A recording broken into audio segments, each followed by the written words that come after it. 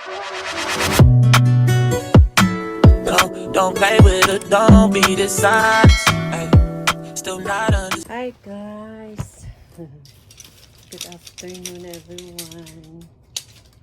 Actually, medyo na busy yung aming week. Kasi kararating lang namin galing sa Albuquerque.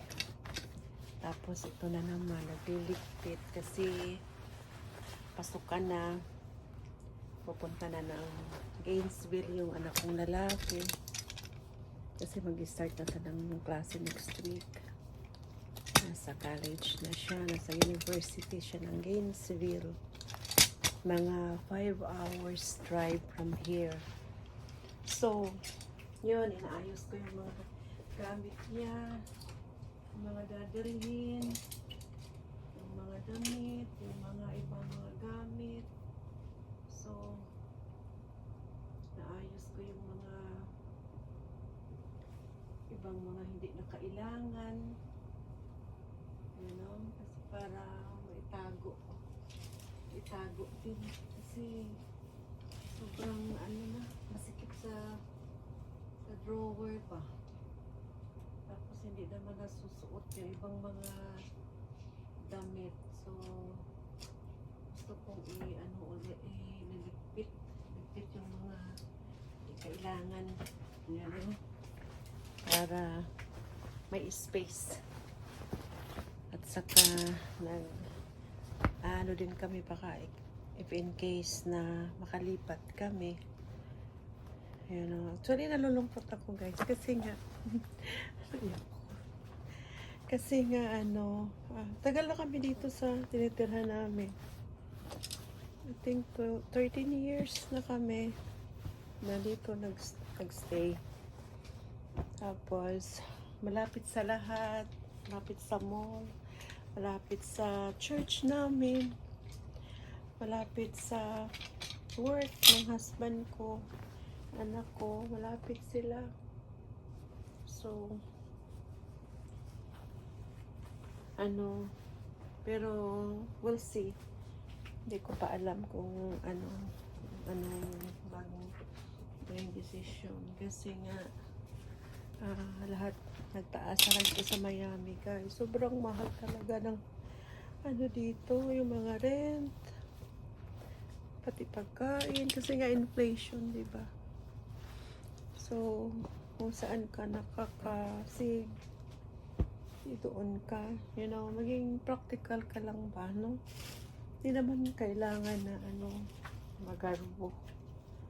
You know, ang lang naman namin, yung parang ang relaxation lang naman namin na mag-asawa, yung travel, yun lang.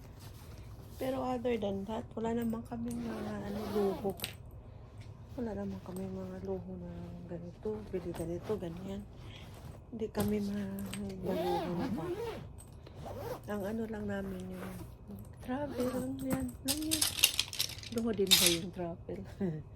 Pero lang naman yun, di ba? Yung ka-relax ka lang din naman sa trabaho, sa asawa ko, kasi ang asawa ko lang talaga yung nag-work kasi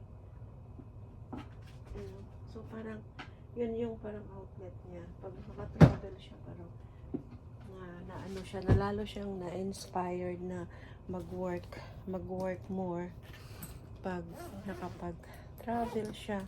Pero lalo siyang na-inspired na, I need to work more, you know. Kasi nga, mag-travel nga, di ba? So, gusto niya yung mga ganun na mag-travel siya, mga ganun. So, hirap din. Hirap din guys, no? So, kaya nagliligpit ako ng namin, no? In case makalipat kami. Actually, ang dami kong tinatapon na ng mga damit. Kasi kung umuwi ko pa sa Pilipinas naman, hindi naman nila magagamit doon yung iba. So, mas mabuti na lang din yung i-donate mo na lang. Kasi sa Pilipinas, magpapadala ka. Padala ka doon. Tapos, gagastos ka pa sa Balikbayan box. Diba? Tapos, pagdating doon hindi naman nila magagamit. Yung mga damit, hindi naman nila magagamit masyado. So, pamimigay lang din ng mga kapatid ko. So, mabuti na lang, yung dito na lang, i-ano mo na lang, ito mo na lang ipamimigay. Diba? Para gamit naman sa iba. Dito kasi may goodwill dito na pwede mo siyang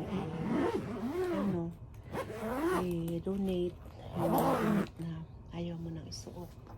Donate mo na. So, ito mga damit, mga jacket. So, yeah. So, nagliligpit ako ng mga hindi na kailangan. Actually, nakadalawang bag na ako ng garbage bag. Kasi nga, ilalagay ko yung i-drop ko mamaya sa store. So, yeah.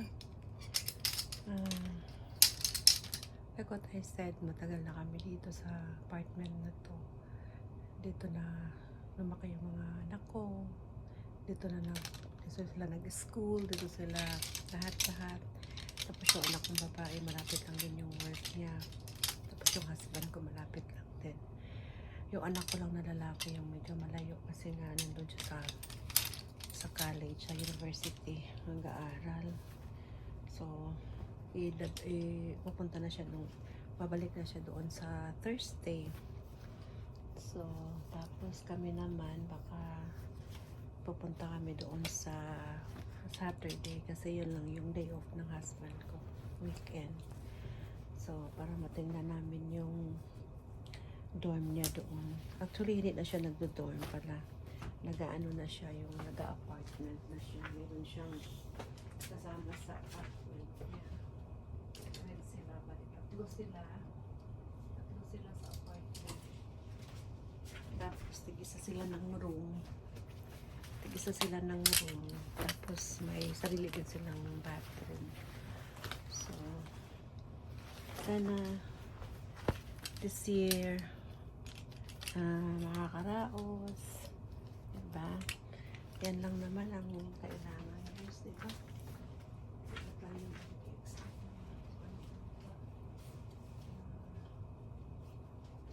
lang na makakaraos lang tayo sa araw-araw natin na kailangan, pangailangan natin na wala tayong utang. Kaya lang tayo sa mga simple bagay. Wala tayong maghahangat ng kung ano pa.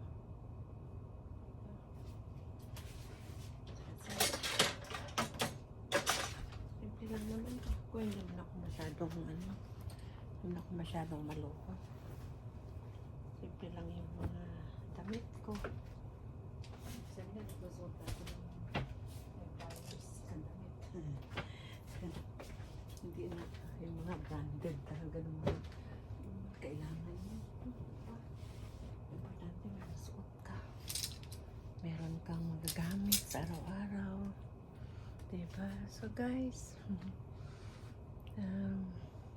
wish me luck na sana maging maayos kami. Kung lilipat mo kami, sana makalipat kami ng lugar na maayos, convenient din sa amin. Or kung mag-stay mo kami dito, naging okay lahat din. You know? Pero ako gusto ko rin talagang makalipat na din. Kasi parang gusto ko na rin yung ibang environment pa. Kasi sa tagal na nga namin dito, diba? Gusto ko rin yung maiba naman yung environment ko. Maiba naman yung makikita ko.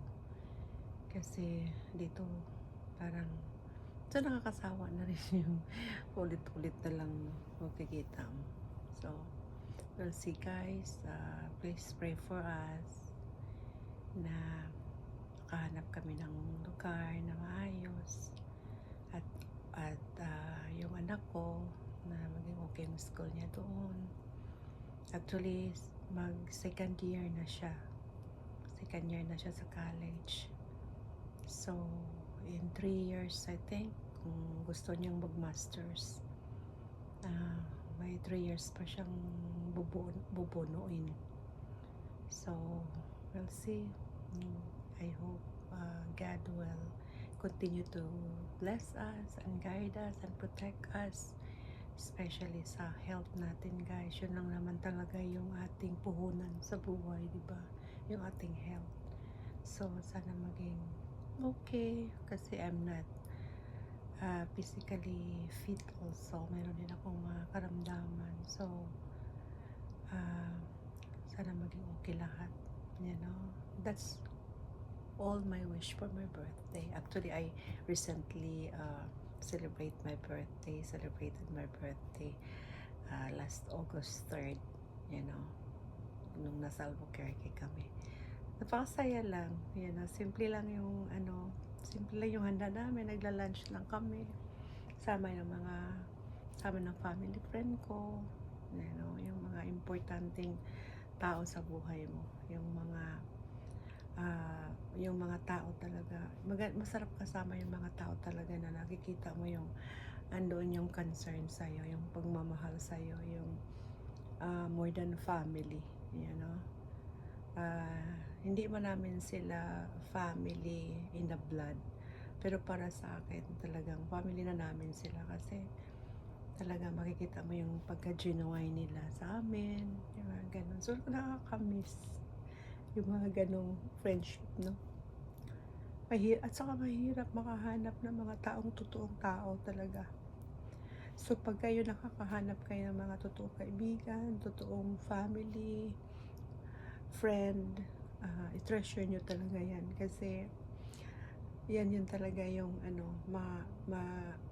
mapifeel mo talaga yung genuine nila, pagka-genuine nila na tao. So, hoping na maging okay yung aming mga ginagawa for now, kasi meron kami mga pinapaprocess. So, I hope everything will be fine, smoothly, and I hope God will provide us, you know.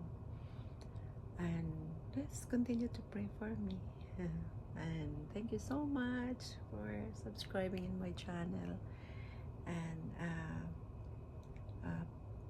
yan lang po yung mas-share ko this afternoon. Actually, it's like 4 o'clock na here, I think, or 5, almost 5 na, mag-5 na. So, yeah, I'm almost finished also fixing everything. So, thank you for now. Thank you for your time.